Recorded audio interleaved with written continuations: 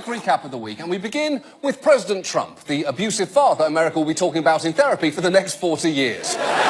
This week saw continued outrage over his zero-tolerance policy, causing children to be separated from their parents at the border. A policy which, you may remember, Trump repeatedly insisted last week he had no power to change. His hands were tied. There was nothing he could do.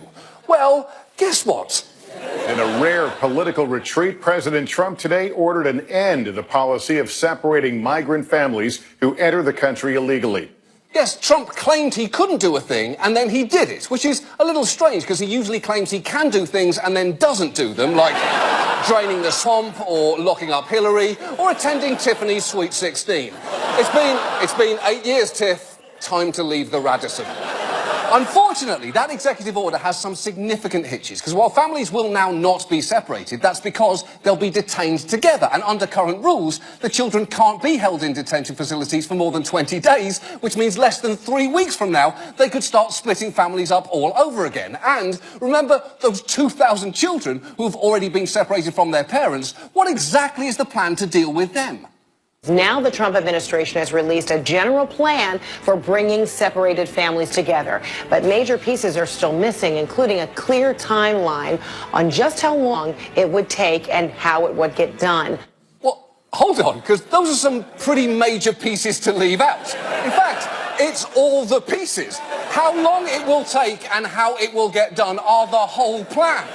That's like a recipe for cake that just says, you're going to have some cake. How was this passed down from your grandmother? I think this is nothing. But as the week went on, perhaps the most notable thing was the lengths that some Trump supporters went to defend the indefensible, from their parents shouldn't have broken the law to the conditions aren't that bad. But it took Fox's Stuart Varney to go with the bold argument of, who gives a shit? If you read the headlines or you watch the evening news today or yesterday or this week at all, it's trade war, it's children in cages. The real big story that affects everybody in America is the success of the president's tax cut package and what it's done for our economy. Wait, why are we talking about this? We should be talking about something else. That deflection technique doesn't really work when the thing you're deflecting from is children in cages. If a realtor selling a house were to say, why are we talking about the children in cages? The kitchen has marble countertops.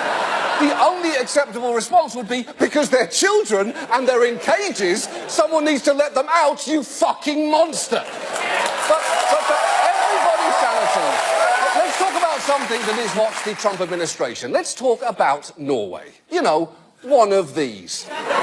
Norway